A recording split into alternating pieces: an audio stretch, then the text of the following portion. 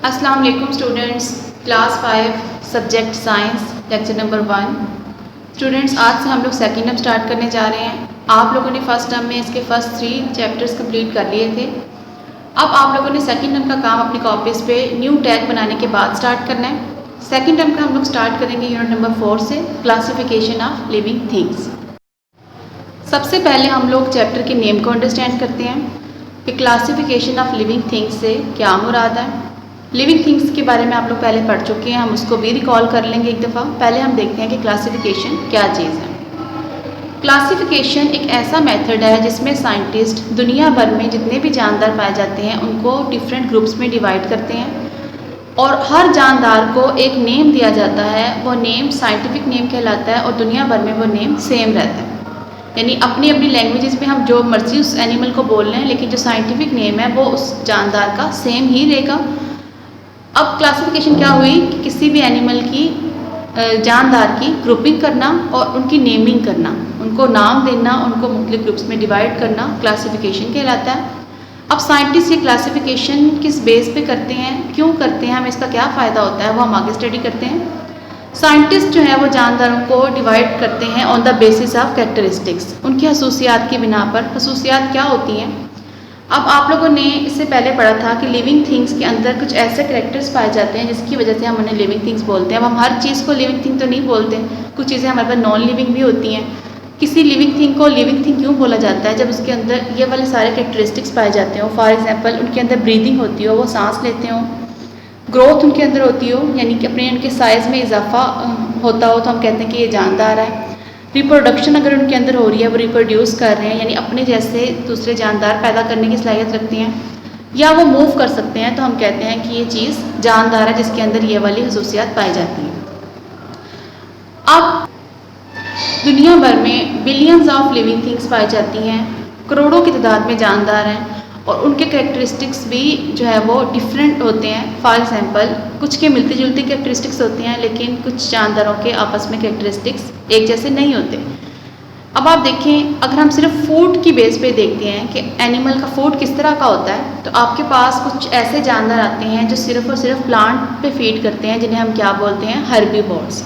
Herbivores में हमारे पास आ जाती हैं गॉड, बफलोस, शीप, कैटल्स जितनी भी हैं वो आ जाती हैं आपके पास हर्बीवोर्स में। उसके मुकाबले में कुछ एनिमल्स हमारे पास ऐसे होते हैं जो मीट पे फीड करते हैं, उन्हें हम कार्निवोर्स बोलते हैं, जैसे लायन, टाइगर वगैरह हैं। इसके अलावा कुछ एनिमल्स हमारे पास ऐसे हैं जो प्लांट्स भी खा लेते हैं, मीट भी खा लेते हैं, जैसे कि ह्यूमन बींग्स और बियर, तो हम उन्हें ओमनीवोर्स बोलते हैं। इसके अलावा कुछ जानदार जो हैं वो पैरासाइट्स कहलाते हैं, वो किसी दूसरे जानदार के ऊपर जो है वो रहते हैं, उससे से वो खुराक हासिल करते हैं और बदले में उसको बीमारी भी जो है वो कॉज करते हैं। और इसके अलावा एक जानदार प्लांट का नेम यहाँ मेंशन नहीं है, क्योंकि प्लांट्स अपनी खुराक खुद बनाते हैं, तो इसलिए जो है उन्हें खुराक हासिल करने की ज़रूरत नहीं पड़ती। अब हर जानदार का आपने देखा है कि खुराक हासिल करने का तरीका मुख्तलिफ है, खुराक भी मुख्तलिफ है, ठीक है। तो इस हिसाब से हमने फूड की बेस पे काफ़ी सारे एनिमल्स के ग्रुप बना लिए। अब अगर हम एनिमल को देखते हैं उनके हैबिटेट के हिसाब से, हैबिटेट बोलते हैं किसी भी जानदार की माहौल में रहने की जो जगह, इन्वायरमेंट में रहने की जो जगह होती है, वो हैबिटेट कहलाती है। अब कुछ जानदार ऐसे हैं जो ज़मीन पे रहते हैं, जैसे हम लोग हैं, इन्हें टेरेस्ट्रियल एनिमल्स बोला जाता है। कुछ एनिमल्स ऐसे हैं जो पानी में रहते हैं, उन्हें एक्वेटिक एनिमल्स बोलते हैं। कुछ आपके पास लिविंग थिंग्स ऐसे हैं जो लैंड और वाटर दोनों पर रहने की सलाहियत रखते हैं, उनको हम एम्फीबियंस बोलते हैं। कुछ ऑर्गेनिजम्स ऐसे, माइक्रो ऑर्गेनिजम्स ऐसे होते हैं जो हवा में पाए जाते हैं, एयरबोर्न होते हैं, उनको हम एरियल बोलते हैं। कुछ एनिमल्स, कुछ लिविंग थिंग्स जो हैं वो अपनी पूरी लाइफ ट्रीज़ पे स्पेंड कर देते हैं, उनको हम आर्बोरियल बोलते हैं। तो सिर्फ हैबिटेट की बेस पर, उनके रहने की जगह की बेस पर आप देखें एनिमल्स के डिफरेंट जो हैं वो कैरेक्टरिस्टिक्स हैं। अगर आप शेप देखते हैं लिविंग थिंग्स की, तो भी उसमें डिफरेंस पाया जाता है। एनिमल की शेप और प्लांट की शेप में डिफरेंस है। इस तरह से माइक्रो ऑर्गेनिजम्स को अगर आप देखें तो उनकी शेप एनिमल से नहीं मिलती, ना प्लांट से। तो एनिमल के अंदर जो है वो हमने अभी सिर्फ 3 चीज़ें देखी हैं, फूड, हैबिटेट और शेप। इसी की बेस पे इतने सारे एनिमल्स के ग्रुप्स हैं और दुनिया भर में बिलियंस ऑफ लिविंग थिंग्स हैं। तो अगर आप इन सब को स्टडी करना चाहें तो ये आपके लिए पॉसिबल नहीं है कि आप सारे ऑर्गेनिज्म को एक साथ स्टडी कर सकें। तो साइंटिस्ट क्या करते हैं कि जिनकी खसूसियात मिलती जुलती हैं उनको एक ग्रुप में रख देते हैं। अब कोई अगर पर्सन किसी एनिमल को, किसी लिविंग थिंग को स्टडी करना चाह रहा था, वो जस्ट उस ग्रुप को स्टडी करेगा उस ग्रुप के अंदर जो करेक्टरिस्टिक्स पाए जाते होंगे वो उस ग्रुप में पाए जाने वाले सारे जानवरों में पाए जाते होंगे। तो ये फ़ायदा होता है कि हमारा काम आसान हो जाता है कि हमें एक एक एनिमल को अलग अलग स्टडी नहीं करना पड़ता, हमें ग्रुप को स्टडी करते हैं और उस ग्रुप में मौजूद सारे के सारे एनिमल्स के अंदर वही खसूसियत पाई जा रही होती हैं। अब जो साइंटिस्ट ने ग्रुप्स में डिवाइड किया है एनिमल्स को, लिविंग थिंग्स को, वो हम देखते हैं। लिविंग थिंग्स को टोटल 5 जो है वो ग्रुप्स में डिवाइड किया है और इन ग्रुप्स को उन्होंने किंगडम का नाम दिया। हर एक ग्रुप क्या है, एक किंगडम है। नंबर 1 ग्रुप है हमारे पास प्रोटोक्टिस्ट, यानी प्रोटिस्ट भी इनको बोला जाता है। इसमें हमारे पास ऐसे जानदार आ जाते हैं जो यूनिसेलुलर होते हैं या सिंगल सेल पे कंसिस्ट करते हैं। सिर्फ चंद एक्सेप्शंस ऐसी हैं जो मल्टीसेलुलर हैं, बाकी सारे के सारे जानवर जो जानदार प्रोटिस्ट में पाए जाते हैं वो यूनिसेलुलर होते हैं। इसमें हमारे पास एग्जांपल है अमीबा की। सेकंड नंबर पे देखें प्रोकैरियोट्स। प्रोकैरियोट्स में हमारे पास बैक्टीरियाज आ जाते हैं, कुछ सिंपल टाइप की एल्गीज आ जाती हैं और इसमें भी यूनिसेलुलर और कुछ सिंपल मल्टीसेलुलर ऑर्गेनिजम्स पाए जाते हैं। इसमें ऐसे जानदार होते हैं जिनका न्यूक्लियस जो है वो इतना प्रॉपर नहीं होता। आप लोगों ने जब सेल का स्ट्रक्चर पढ़ा था तो उसमें आपने देखा था कि सेल के सेंटर में, एनिमल सेल के सेंटर में एक न्यूक्लियस होता है, प्लांट में वो ज़रा साइड पे हुआ होता है। वो जो न्यूक्लियस है वो इन जानदारों के अंदर प्रॉपर शेप में नहीं मौजूद होता, जस्ट DNA प्रेजेंट होता है। तो इन जानदारों को हम बोलते हैं प्रोकैरियोट्स। इसी तरह से एक किंगडम बनाई गई है फंजाई की। फंजाई में हमारे पास मोल्ड्स आ जाती हैं, यीस्ट आ जाती हैं, मशरूम्स आ जाती हैं। फंजाई के कैरेक्टरिस्टिक्स जो है वो थोड़े बहुत प्लांट से मिलते हैं, कुछ एनिमल से भी मिलते जुलते होते हैं, तो उनके अपनी एक यूनिक कैरेक्टरिस्टिक्स हैं। इसकी बेस पे फंजाई को एक अलग ग्रुप में डिवाइड किया। उसके बाद हमारे पास एक किंगडम जो है वो प्लांट की है, जिसमें सारे ग्रीन प्लांट्स हैं, दुनिया भर में जितने भी हर्ब्स हैं, श्रब्स हैं, ट्रीज़ हैं, जितने भी किस्म के प्लांट पाए जाते हैं उनको हमने एक किंगडम में रखा है, एक ग्रुप में रख दिया है। उसके बाद 5th ग्रुप जो है वो एनिमल्स का है। जितने भी जानवर जो मल्टी सेलुलर हैं, जो बड़े जानदार हैं, मतलब जो आम आँख से नज़र आते हैं, उनको जो है वो एनिमल्स के किंगडम में रखा गया है। उसके बाद फर्दर साइंटिस्ट ने इन ग्रुप्स को भी आगे जो है वो डिवाइड किया है डिफरेंट ग्रुप्स में। लेकिन अभी आप लोग सिर्फ इतना समझें कि आपके जो एनिमल्स जितनी लिविंग थिंग्स हैं उनको ओवरऑल 5 ग्रुप्स में डिवाइड किया गया है। 5 मेजर बड़े ग्रुप्स हैं जिनको किंगडम बोला जाता है। और फर्स्ट किंगडम है हमारे पास प्रोटोक्टिस्ट या प्रोटिस्ट्स, prokaryotes second group, third group है फंजाई, फोर्थ ग्रुप है आपके पास प्लांट्स और फिफ्थ ग्रुप है आपके पास एनिमल्स का। अब एक ग्रुप के जो जानवर हैं, जानदार हैं, फॉर एग्जांपल प्रोटिस्ट में जो रहते हैं, प्रोटिस्टा जो ग्रुप में हैं वो सारे के सारे आपस में मिलते जुलते होंगे, जबकि वो प्रोकैरियोट्स से थोड़े डिफरेंट होंगे। इस तरह प्रोकैरियोट्स के जितने भी जानदारों के अंदर जितनी भी लॉन्ग लिस्ट होगी लिविंग थिंग्स की, वो आपस में मिलते जुलते होंगे, जबकि दूसरे जो जानदार हैं उनसे वो रिजेंबल नहीं करते होंगे। सेम इस तरह फंजाई के जो ऑर्गेनिजम्स हैं ये आपस में मिलते जुलते होंगे कुछ फंक्शंस की बेस पे, लेकिन वो बाकी ग्रुप के एनिमल से थोड़े डिफरेंट होंगे। इस तरह प्लांट जो हैं वो जितने भी दुनिया भर में प्लांट्स हैं उनकी खसूसियात मिलती जुलती होंगी, जबकि उनकी फंजाई से प्रोकैरियोट्स और प्रोटिस्ट जैसी खसूसियात नहीं पाई जाती होंगी। एक दो खसूसियात मिलती जुलती हो सकती है, लेकिन ज़्यादातर खसूसियात प्लांट्स की आपस में ही मिलती होंगी, उनका अलग ग्रुप है। इसी तरह से एनिमल्स जो हैं उनके ग्रुप की खसूसियात उन्हीं के जो जानदार हैं उनमें पाई जाती है। अब आप लोग बुक्स पर आ जाएं, page number 34, classification of living things. In 18th century, scientists started putting living things into certain groups and giving them scientific names that could be used all over the world. This process is called classification.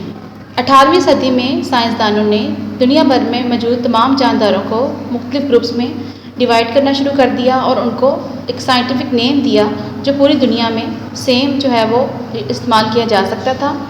इस method को classification कहते हैं।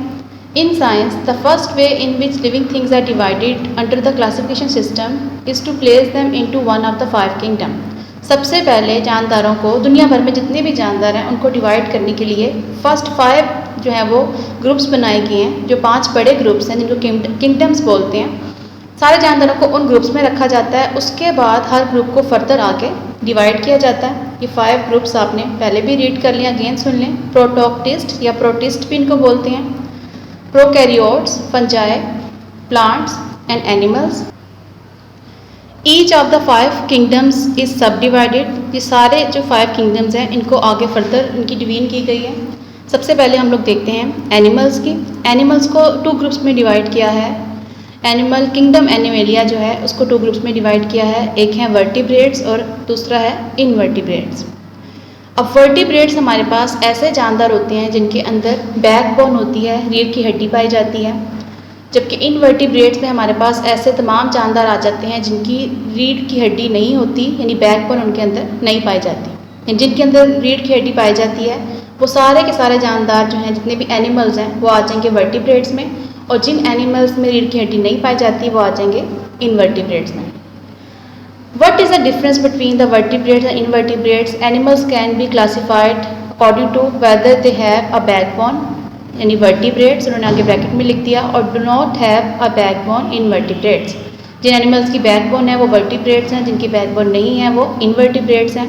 कुछ vertebrates animals आपको दिखाए गए हैं जिनमें आपके पास मैमल्स हैं, बर्ड्स हैं, एम्फीबियंस हैं, रेप्टाइल्स हैं, फिश है। इसके अलावा कुछ इनवर्टिब्रेट्स हैं जिसमें इंसेक्ट्स हैं आपके पास और वर्म्स हैं। सबसे पहले हम डिटेल में देखते हैं वर्टिब्रेट्स को। Vertebrates are classified into 5 groups और classes: mammals, reptiles, fish, birds and amphibians. Do you remember learning about this? आप लोगों ने इससे पहले क्लासेस में भी इसके बारे में थोड़ा बहुत पढ़ लिया हुआ है। अब एक दफ़ा दोबारा से इसको रिवाइज भी हो जाएगा और आप लोग देखेंगे इन 5 जो ग्रुप्स बनाए गए हैं वर्टिब्रेट्स के, इनके अंदर कौन कौन सी खसूसियात पाई जाती हैं, किन खसूसियात की बिना पे हम कुछ जानदारों को एक ग्रुप में रखते हैं, कुछ को हम फिश में रखते हैं, कुछ को एम्फीबियंस में, कुछ को रेप्टाइल्स में, कुछ को बर्ड में, कुछ को मैमल्स में।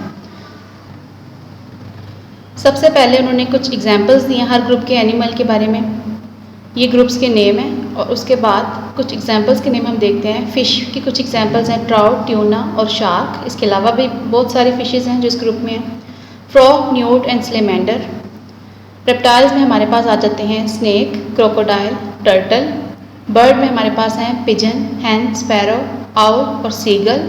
जबकि मैमल में उन्होंने एग्जाम्पल्स दी हुई हैं डॉग, कैट, कैमल, हॉर्स, काऊ और लायन। अब ये एनिमल्स इस ग्रुप में ही क्यों पाए जाते हैं, इनकी क्या खसूसियात हैं वो हम देखते हैं। नंबर 1 कैरेक्टरिस्टिक्स उन्होंने बताई हुई है cold blooded and warm blooded. अब कोल्ड ब्लडेड और वार्म ब्लडेड में क्या डिफरेंस है?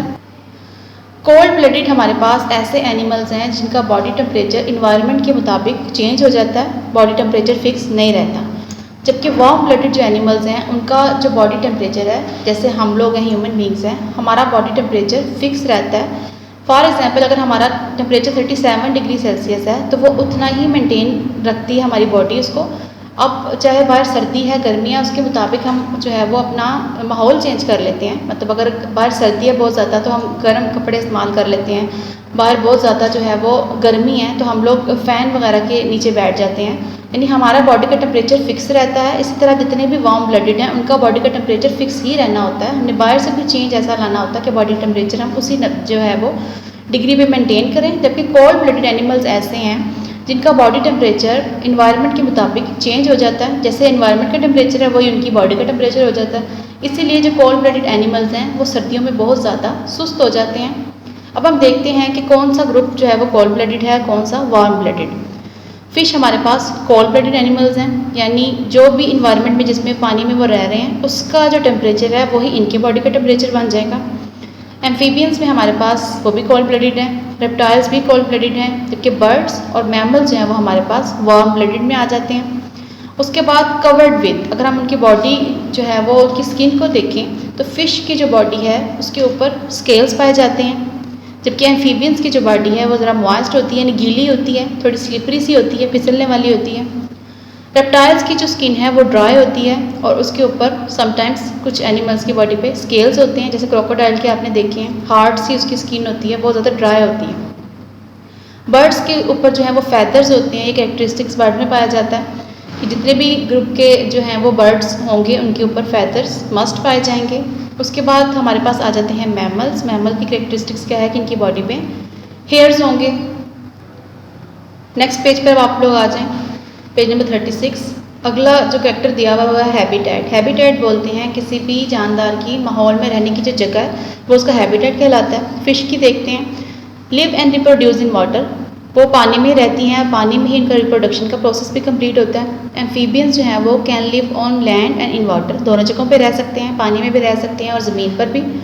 जबकि रेप्टाइल्स जो हैं some live in water and some live on land. कुछ जो है रेप्टाइल्स पानी में रहते हैं, कुछ ज़मीन पे रहते हैं। बर्ड जो हैं वो most live on the land, ज़्यादातर जो हैं वो ज़मीन पर ही पाई जाती हैं, विथ फ्यू एक्सेप्शन। वो उन्होंने नीचे स्टार लगा के आपको दिया हुआ है। Ducks and geese live on land and water. Duck और गीज हमारे पास दो ऐसे बर्ड्स हैं जो पानी में भी रहते हैं और ज़मीन पे भी रहते हैं। मैमल जो हैं वो मोस्ट लिव ऑन लैंड, सारे के सारे मैमल जो हैं वो ज़्यादातर ज़मीन पे रहते हैं। उसमें कुछ एक्सेप्शंस हैं जैसे कि डॉल्फिन और वेल्स, ये भी मैमल्स हैं लेकिन ये पानी में पाई जाती हैं। अब हम अगला फैक्टर देखें हैं ब्रीथ थ्रू, किस तरह वो सांस लेते हैं। फ़िश के अंदर सांस लेने के लिए जो स्ट्रक्चर पाया जाता है उसको गिल्स बोलते हैं। एम्फीबियंस जो हैं वो उनके पास लंग्स भी होते हैं, उसके साथ साथ वो स्किन के ज़रिए भी सांस लेते हैं। रेप्टाइल्स के अंदर लंग्स पाए जाते हैं, बर्ड्स में भी लंग्स होते हैं और मैमल्स के अंदर भी लंग्स होते हैं जिसके ज़रिए से वो सांस लेते हैं। रिप्रोड्यूस्ड कौन कैसे करता है? फ़िश जो है वो पानी में अपने एग्स ले करती हैं, क्योंकि एम्फीबियंस जो हैं वो पानी में ही एग ले करती हैं।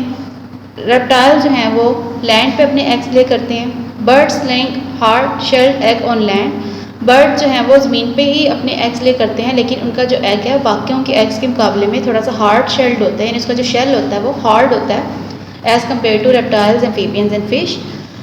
और मैमल जो हैं वो उनके अंदर एग्स की प्रोडक्शन नहीं होती बल्कि वो बेबीज़ जो हैं वो उनकी बर्थ होती है और वो भी लैंड पे होती है। नेक्स्ट आपके पास है कॉन्सेप्ट चेक। ये आप लोगों का सेल्फ टास्क है, आप लोगों ने ये खुद से करना है। क्वेश्चन मैं आपको रीड कर देती हूँ। Place the following creatures in the correct column, add at least 3 more examples of your own to each column. आपके पास 2 कॉलम्स बने हुए हैं। एक है वर्टिब्रेट्स यानी ऐसे जानदार जिनके अंदर रीढ़ की हड्डी पाई जाती है, इनवर्टिब्रेट्स जिनके अंदर रीढ़ की हड्डी नहीं पाई जाती। कुछ एनिमल्स के नेम आपको दिए गए हैं, gold fish, slug, cat, snail, cockroach, parrot, beetle, whale, worm, frog, spider और लिजर्ड। इसके अलावा इन एनिमल्स को आपने प्लेस करना है कि कौन से वर्टिब्रेट्स हैं कौन से इनवर्टिब्रेट्स हैं, कि आपने खुद से जो है वो करना है। और इसके अलावा 2 to 3 आपने एनिमल्स और इस ग्रुप में जो है वो ऐड करना है। अब हम इसके कॉपी वर्क की तरफ आते हैं। आप लोग बुक पर आएँ पेज नंबर 40 पे। थर्ड क्वेश्चन है आंसर दीज क्वेश्चंस। इसमें हम फर्स्ट पार्ट आज करेंगे, what do you understand by classification and why do you think it is important. Classification के बारे में आप क्या जानते हैं, इससे क्या मुराद है और ये क्यों इम्पोर्टेंट है, इसकी क्या अहमियत है, इसका हमने आंसर मार्क करना है। अब आप लोग इसका आंसर देखें। आप लोगों ने क्वेश्चन नंबर 1 की नंबरिंग के साथ इसको करना है कॉपी पे। सबसे पहले आप हेडिंग देंगे क्लासिफिकेशन की, या मार्कर से आपने हेडिंग देनी है और हेडिंग के साथ वाली लाइन में आपने नहीं लिखना, आपने इससे जो वेरी नेक्स्ट लाइन होगी उसमें आपने आंसर लिखना स्टार्ट करना है, यानी क्लासिफिकेशन की हेडिंग। उससे नेक्स्ट लाइन में आप लिखेंगे पेन से the process of putting living things into certain groups and giving them scientific names is called classification. जानदारों को मुख्तलिफ ग्रुप्स में रखना और उनको साइंसी नाम देना, ये जो प्रोसेस है वो क्लासिफिकेशन कहलाता है। उसके बाद क्वेश्चन का सेकंड पार्ट है why do you think it is important. आपसे पूछा गया कि इसकी इंपॉर्टेंस क्या है, इसकी क्या अहमियत है, यानी क्लासिफिकेशन हम क्यों करते हैं, इसका हमें क्या फ़ायदा होता है। तो आपने इंपॉर्टेंस की हेडिंग देनी है, ये मार्कर से आएगी। उसके बाद इससे वेरी नेक्स्ट लाइन में आप लिखना स्टार्ट करेंगे पेन से। It helps one two study the living things on the basis of similarities and differences. इससे क्या फ़ायदा होता है कि कोई भी शख्स जो है वो जानदारों को उनकी सिमिलैरिटीज़ यानी जो चीज़ें मिलती जुलती हैं उसकी बेस पे और डिफरेंसेस की बेस पे इजीली स्टडी कर लेता है। यानी कि किसी एक ग्रुप में पाए जाने वाले जानदार सारे सिमिलर होंगे तो वो किसी एक का भी करैक्टर अगर वो रीड करेगा तो उसको आइडिया हो जाएगा कि इसमें पाए जाने वाले सारे जानदारों के अंदर ये वाली खसूसियात पाई जा रही हैं। इसी तरह किसी दूसरे ग्रुप की जो खसूसियात होंगी वो डिफरेंट होंगी, तो एनिमल्स की सिमिलैरिटीज़ और डिफरेंसेस की बेस पे कोई भी शख्स इजीली एनिमल्स को ज़्यादा तादाद में एनिमल्स को एक टाइम में स्टडी कर सकता है। तो ये क्लासिफिकेशन की इंपॉर्टेंस है। ये आप लोगों ने नीट कॉपीज़ पे टैग बनाने के बाद काम स्टार्ट करना है। सेकंड टाइम का आप लोग पहले टैग बनाएंगे, उसके बाद आपने क्वेश्चन नंबर 1 कॉपी पे लिखना है और आपने इसको लर्न भी करना है।